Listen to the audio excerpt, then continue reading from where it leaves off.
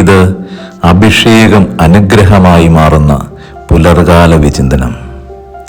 ഇന്നത്തെ വചനധ്യാനത്തിലേക്ക് കടക്കുന്നതിന് മുൻപ് ഒരഭ്യർത്ഥന നടത്തുകയാണ്. പ്രിയരെ, നിങ്ങൾക്ക് ഇതൊരു അനുഗ്രഹമായ വചനഭാഗമായി മാറുന്നെങ്കിൽ മറ്റൊരാളിലേക്കും കൂടെ ഇതെത്തിക്കുക. യഥാർത്ഥത്തിലുള്ളൊരു സുവിശേഷ പ്രചാരകരായി മാറുകയാണ് ഇപ്പോൾ നമ്മൾ.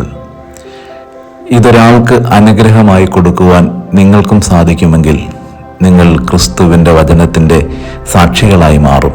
അതുകൊണ്ട് സാധിക്കുന്നവരൊക്കെ നിങ്ങളുടെ പ്രിയപ്പെട്ടവരിലേക്കും കൂടെ ഇതൊന്ന് എത്തിക്കുവാനായിട്ട് ശ്രമം നടത്തണം. ഇന്നത്തെ വചനഭാഗം, ഒരു മനുഷ്യൻ അവൻ്റെ ജീവിതത്തിൻ്റെ കണ്ണുനീരിൻ്റെ ആഴങ്ങളിലേക്ക് നടന്നു പോകുമ്പോൾ അതിൽ തന്നെ വീണ് നശിക്കുവാനാണ് അവൻ ആഗ്രഹിക്കുന്നെങ്കിൽ ഒരിക്കലും അവന് അവിടെ നിന്ന് കടന്നു കയറിപ്പോകാൻ സാധിക്കില്ല. പക്ഷെ ഏതെങ്കിലും ഒരു മനുഷ്യൻ തൻ്റെ ജീവിതത്തിൽ ലഭിച്ച കണ്ണുനീരിനൊരർത്ഥം കണ്ടെത്തുകയും അതിനെ തരണം ചെയ്യാൻ നിരന്തരമായി ശ്രമം നടത്തുകയും ചെയ്തിട്ടുണ്ടെങ്കിൽ നിശ്ചയമായും അവന് വേണ്ടി ഒരുക്കി വെച്ചിരിക്കുന്ന അനുഗ്രഹത്തിൻ്റെ തണലിലേക്ക് അവൻ കയറി ചെല്ലുക തന്നെ ചെയ്യും. ഇതിന് വളരെ ഉത്തമമായൊരു ഉദാഹരണം ബൈബിളിലുണ്ട്. ബൈബിൾ പല പ്രാവശ്യം എടുത്ത് വായിക്കുമ്പോഴും ഞാൻ വളരെ ആരാധനയോടും സ്നേഹത്തോടും കൂടെ കാണുന്ന ഒരു വ്യക്തി ബൈബിളിലുണ്ട്.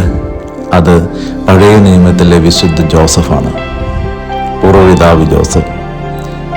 യാക്കോബിൻ്റെ 12 മക്കളിൽ രണ്ടാമത്തെ ഭാര്യയിൽ നിന്ന് ജനിച്ച ആദ്യപുത്രൻ ജോസഫ്. സഹോദരങ്ങൾക്കൊക്കെ ബാല്യം മുതലേ അവനോട് വലിയ ദേഷ്യവും വെറുപ്പുമായിരുന്നു. ഒരിക്കൽ പോലും അവർ അവനെ കൂട്ടത്തിൽ കൂട്ടിയിരുന്നില്ല. പലപ്പോഴും അവനോടവർ കലഹിച്ചിരുന്നു. ഒരു ദിവസം അതിന് കാരണം എന്താണെന്ന് ചോദിച്ചാൽ അപ്പന് കൂടുതൽ ഇഷ്ടം ഈ മകനോടായിരുന്നു. അപ്പൻ തന്നെ വസ്ത്രം തുന്നി അവന് കൊടുക്കുമായിരുന്നു. ഒരിക്കലും സഹോദരങ്ങളോടൊപ്പം ആടുമേയ്ക്കുവാൻ വേണ്ടി അവനെ അപ്പൻ അവരുടെ കൂടെ പറഞ്ഞയച്ചില്ല. ഇതൊക്കെയായിരുന്നു അവരുടെ അസൂയയ്ക്ക് കാരണം. ഒരു ദിവസം അപ്പനറിയാതെ ഈ മകനെ കൂട്ടിക്കൊണ്ടുപോയവർ പൊട്ടക്കിണറ്റിൽ തള്ളിയിട്ടു.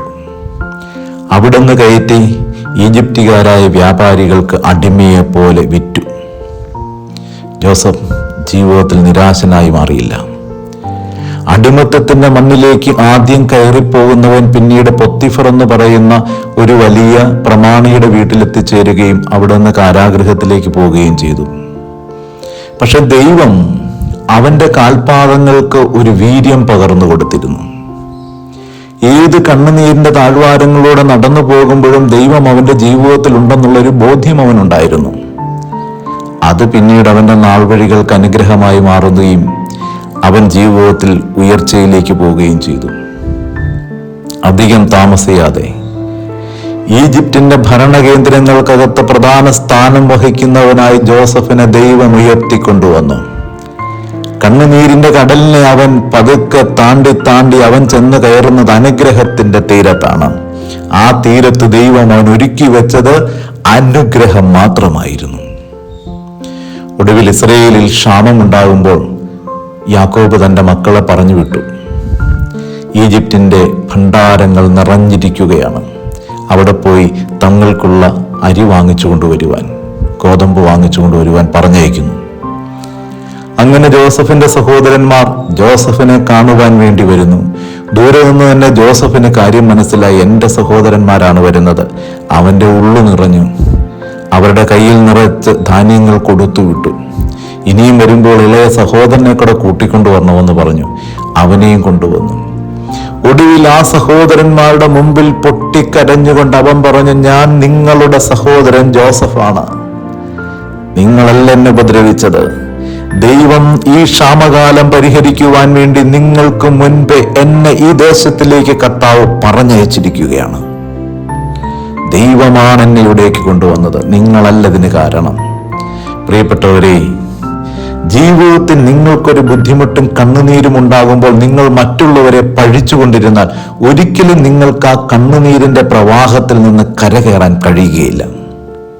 മറിച്ച് ഓരോ കണ്ണുനീരിന്റെ പിന്നിലും ദൈവം ഒരുക്കി വെച്ചിരിക്കുന്ന ഒരു കാരണമുണ്ടെന്ന് തിരിച്ചറിഞ്ഞാൽ, ആ കാരണം കർത്താവ് അനുഗ്രഹമാക്കി മാറ്റുമെന്ന് നിങ്ങൾക്ക് ബോധ്യമുണ്ടായാൽ, ഏത് കണ്ണുനീരിന്റെ കടലാഴങ്ങളെയും തുഴഞ്ഞു കയറി ചെല്ലുവാനും ഒരുക്കി വെച്ചിരിക്കുന്ന അനുഗ്രഹങ്ങളുടെ സമൃദ്ധിയുടെ തീരത്ത് നിലനിൽക്കുവാനും ദൈവം നിങ്ങൾക്ക് വരം നൽകും.